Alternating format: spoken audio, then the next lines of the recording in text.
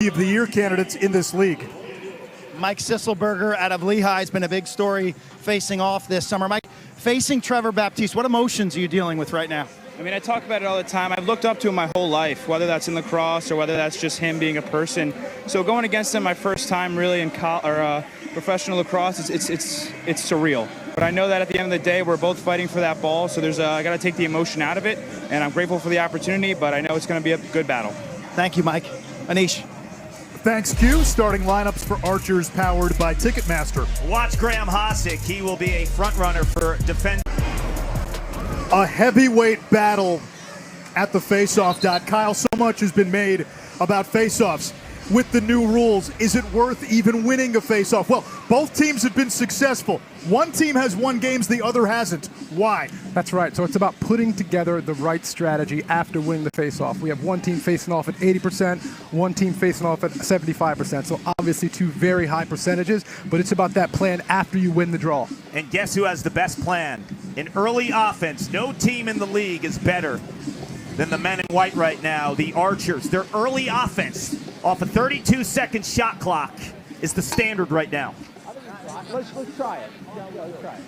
I thought you were just talking about this one. Both of these face-off men were outstanding last week. Now, the context is they didn't face a face-off man on the other side. Sisselberger at 92%. Baptiste was 21 out of 22. Baptiste wins the initial face-off, and a 32-second shot clock after a face-off win.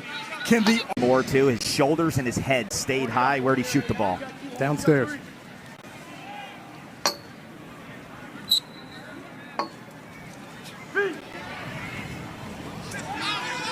Atlas 2 for 2 on face-offs. That's Richard. And now Teat, PLL leader in assists. Flanked on attack by the veteran Eric Law and second-year man Chris Gray. Just put shorties on the wings and go. Well, they have another long pole right now, and Kobe Smith, 0 in blue. And that last possession, too, Jake Richard, a defensive midfielder, he stayed on as an offensive player there for the Atlas, so they're concerned about it. Here comes Sisselberger all the way, bounce shot, and a save made by Jack Kincannon. He lost his job at one point this season. His head coach, Mike Pressler, said he won the job back after the way he played last week. He went back like a Wayne Gretzky-type player. Give him an extra beat or two. He's never in a rush. He's always waiting to see how is the defense playing him. That's right, and Eric Law is always going to be in the right spot. Teat, a part of Team Canada over the summer at the World Games in San Diego. Jared Connor's able to hold on, and faceoffs now even at 2 apiece. Adjustment to the pro game in his first season now in the PLL. Yeah, you throw on now the new shot clock too, right? You draft one way thinking that things are going to be like they were in the prior years, and now you're like, okay, here's a present, here's a 32-second shot clock you have to deal with on offense and defense. Now this is a chance here. Baptiste wins the exit, feeds the wing. Smith calling for it. They find him. Smith for 2, turned away, and Baptiste comes back with it. It will reset the shot clock to 32. 103 miles per hour from Kobe Smith, who had a 2-point shot.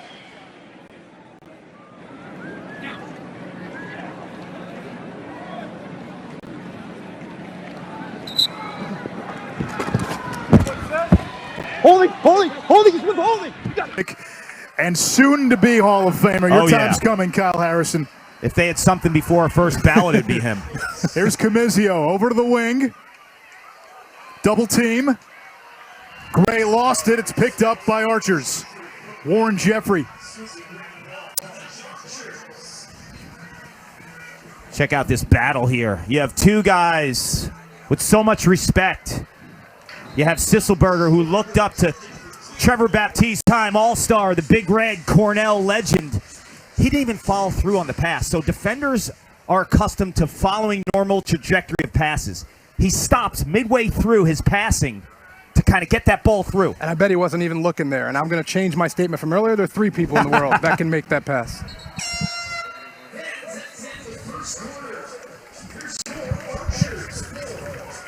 Quarter number one comes to an end. Archers leading Atlas 4-2. When the second quarter begins, Paul Rabel will join us from down in the field. But first, this message and a word from our ABC stations.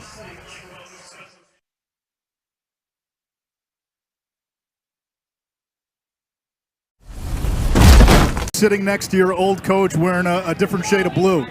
You know, the only thing I would say is strike old. He's been my coach for life. Yes, a slightly different shade of blue. He's got North Carolina on. I was telling you guys during the break, funny story, when he was recruiting me. He had an incredible backhand pass to Mac O'Keefe, so you play him as a Dodger, he'll burn you as a passer. You know what I also love about Fieldsy is this is a guy who was one of the most talented MVP candidates the first year of the league for chaos. Had difficulty, then was traded to Archers coming out of the midfield last year while they had Will Manny. Will Manny goes to the Whipsnakes in the offseason. Connor Fields back to his natural spot as an attackman and doing fantastic. Yeah, it's a great point. And they're both winning too, because Manny with the game winner last week against the Chaos, MVP of the All-Star games. Win-win for Fields and Manny.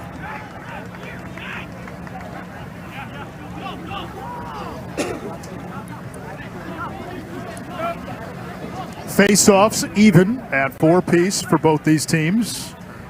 It's 5-3, and Paul, we're about to have another face-off matchup here, and I'd be remiss if I didn't ask you. The face-offs in the PLL, it's been a hot-button topic, but we brought it up at the start of the game.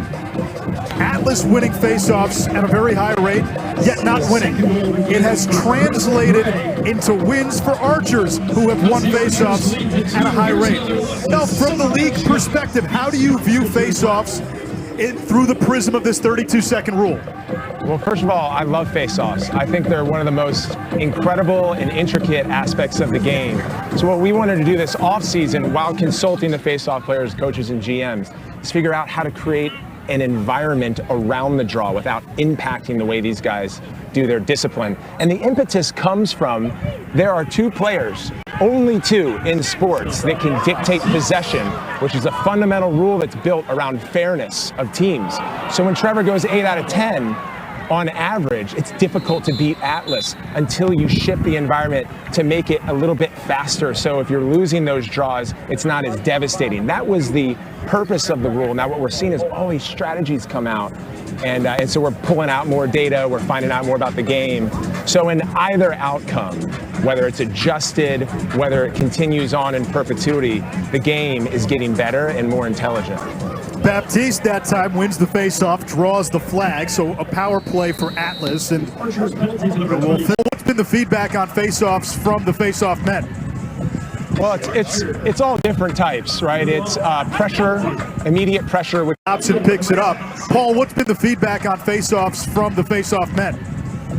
Well, it's all different types, right? It's pressure, immediate pressure, which is difficult, and it's also a faster clock, so more difficult to get a shot off. You know, when we were out of the gates with this, we knew that there was going to be some challenges, but we also know the evolution of the game and the speed and the caliber of skill. And so what we're seeing is some phenomenal plays coming out of this 32-second. Teams have adjusted now in weeks 3 and 4, and we're seeing a different. But look, guys, just like this, you can give a ball to someone like Connor Fields and he can get to the net in under 7 seconds.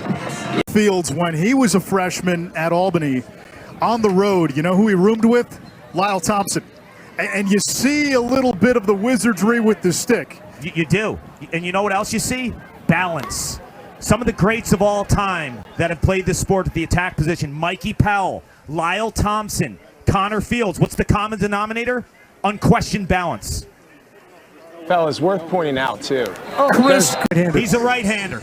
It's a right-hander getting down the alley for a jumper on Homewood Field. You know it's my favorite. With his left. It tells you the balance in his game. How do you guard a guy that's so good with both hands? You don't?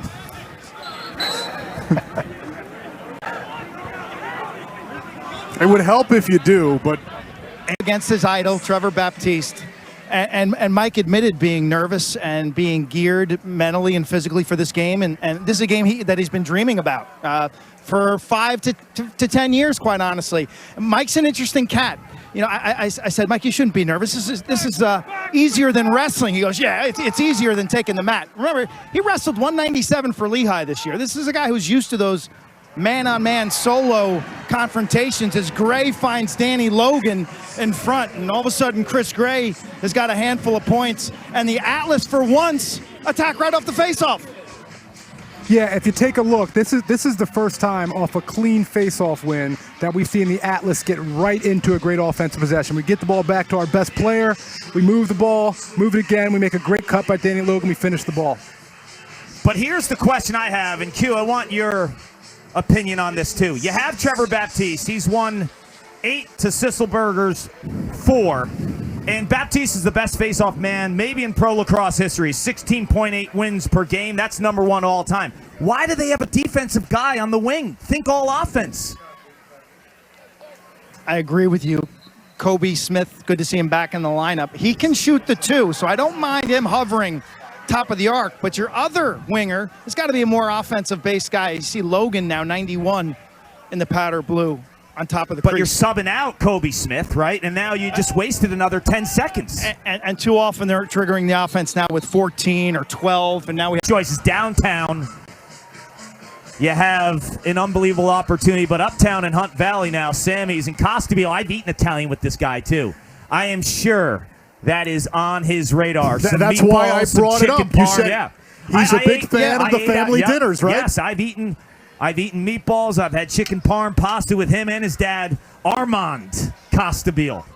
He's a West Sider here in Charm City. Went to Mount St. Joe, the Gales on the west side of town. Great high school football player. He knows the spots. He knows the spots in Little Italy, that's for sure. The Italian kid, Marinara will find. Here in Baltimore, Homewood Field, and Ish Schroff, Paul Carcaterra, Kyle Harrison in the booth. Quint Kesnick down on the sidelines. Trevor Baptiste wins the faceoff. And a quick whistle as we check in with Q. It's going to be against Atlas going the other way. We'll get to Q in a moment. Matt Moore with a howitzer. Saved Kincannon. Lost it loose. Fields. Was he in the crease? He was. Fields is telling Bates to throw the flag. The challenge flag. He thinks he got it in before he stepped. When they had Logan to start the third quarter, they had Logan and Costabile, right? So they were thinking offense, but you protected defensively with Logan, who's the best short stick D-midi in the world. In this 5-0 Atlas run, Gray has 4 points. Sissel from the backside, he lost it. Adler was in pursuit, as was Makar. Now Logan, almost offsides.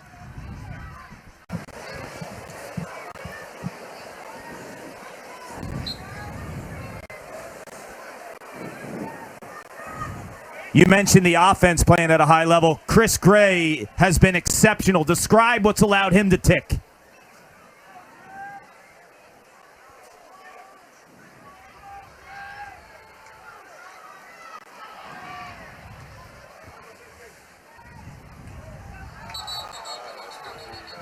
What did you tell your defense at half in terms of defending Connor Fields in the one-on-one game?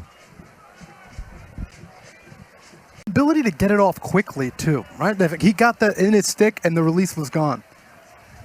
He earns the respect of the defense by being able to can the distance, the 2-shot. They end up overplaying him, and it was a wonderful hitch. Quint, what's been your biggest takeaway with the face-offs? Gavin Adler stings the top shelf. A Hadouken by the rookie. That is the biggest takeaway. You see, he gets a wonderful support from his teammates, but it feels like the Atlas are more intent to push it off the break, regardless of personnel.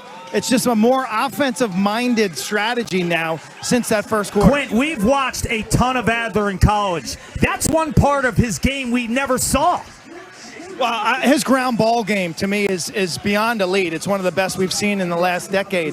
But rarely have we seen him carry the ball into the offensive side of the field, and the emotional outburst there. Atlas playing with a lot of energy now since that first quarter. You sense they've got more on the line than the Archers. And that's a big play by Adler, because with Kobe going down, that's typically what he's doing in transition. So to get that one, that's a big play. Great point by you, but that's the flexibility of Adler. Not too many guys can play the wings that Quint mentioned, how good of a ground ball player he is, or play up top, because he defended midfielders in the college game. This is what we talked about early. Baptiste wins the face-off. You sub off your wings, and now it's 15 seconds by the time you get into your offense. The PLL, Paul, Mike, they started off last night with a great dinner with all the guys, and to see all these Hall of Fame guys from last year come back and support us, it's been incredible. 7 titles, Philadelphia Barrage, Long Island Lizards, Baltimore Bayhawks. You played in the first game ever right here in 2001. Did you ever think it would come to this? No, it's surreal. It's really surreal just to think about it. But regardless, it's catch, fire, back of the net. And that's the ideal start for the Atlas there. Ball in Jeff Teet's stick, come across the top, get it over there to Gray and let him step down into one.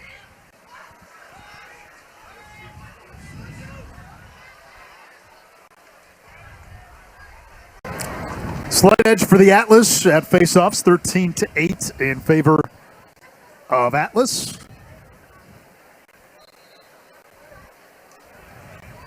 Now Baptiste wins this one. He's got to go backwards. He's swarmed, double teamed.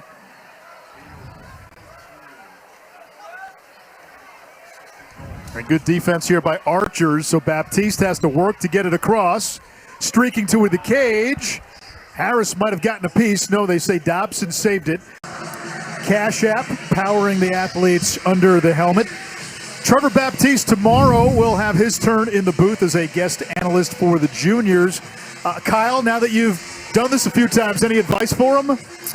Be himself. He's hilarious. Trevor will be phenomenal at this. He'll have everybody rolling. He's so tough. How tough is this guy? Like, the beating he takes. People don't understand the wear and tear at that position right there between Sisselberger and Baptiste. Let's just lay out and listen to these guys grind it out.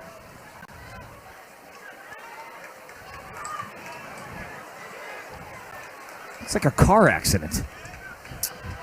It is. You could compare it to a lineman, right? Every time he steps on the field, there's going to be a collision. Yeah, there's every contact. Single time. Guaranteed contact. Every time. Exactly. He wins the Down 3. They went to Jared. Quint, you mentioned Michael Sisselberger being a wrestler. How does that come into play against a guy like Baptiste? Oh, boy. It's like that ball got stuck in Trevor's stick tell you just what, for a he moment. Had a clean exit. Yeah. These guys are covered with sweat. I'm not sure you guys sense it. It's not an air condition up there. I know that, but it's pretty hot. When the sun comes out, you see Baptiste every time. He just comes off and... Less than 4 minutes to go. Archers were down 3 less than a minute ago. A 2-pointer by Connors. And now a goal by O'Keefe, all in 35 seconds. And Trevor didn't take that last face-off. Sisselberger wins against Danny Logan, but the strength of Logan. And again, Atlas didn't possess, so the shot clock... He came up kind of... he looked like he was a little banged up. I don't know how much gas he has right here for this face-off. He has won 4 of 5 in this quarter. He's toast right now. Connors. He was a Roomba off the ground at Virginia. He's been that way as a pro as well. Toughness of Michael Sisselberger. In a groove, giving the Archers an opportunity to take this lead where, honestly, they didn't look like... The 5th Atlas goal today. And now the spotlight at the face-off dot. Sisselberger and Baptiste. Early. Bodies flying. It belongs to Archers. Yeah, it's a push on Baptiste without possession. Archer's ball. What about Mike Sisselberger, the rookie, going against his idol? The moment not too big for 99 and white. An exciting conclusion coming up. Tied at 13. 1:07 to go in regulation. Atlas have won 15 faceoffs, 12 for the Archers. And Atlas here will face off 2 against 3, but they face off with Trevor Baptiste. They do, and normally it's automatic. But Michael Sisselberger today has answered the bell. And Tom Schreiber is on the near wing for Archers, matched up with Gavin Adler. Sisselberger's just going to try to tie him up for 2 to 3 seconds for Jared Connors to clean it up. Instead, Baptiste won it clean. Archers have it, and they've got the man advantage, the power play. A goal here by Archers wins it. 15 on the power play. Now Schreiber's got it. That would have been for the win. Leclerc's got the backup. 6 seconds on the power play. Ament over to Schreiber. Feeding the wing. Shot, save, Kincannon. What a stop. Battle here between Logan and Fields. Logan had it, lost it, goes back to Archers. A full shot clock. Schreiber again. Brett Makar coming out to greet him. Schreiber gets the pick, gets free, fires, and wins it for Archers. Thank God. Thank God.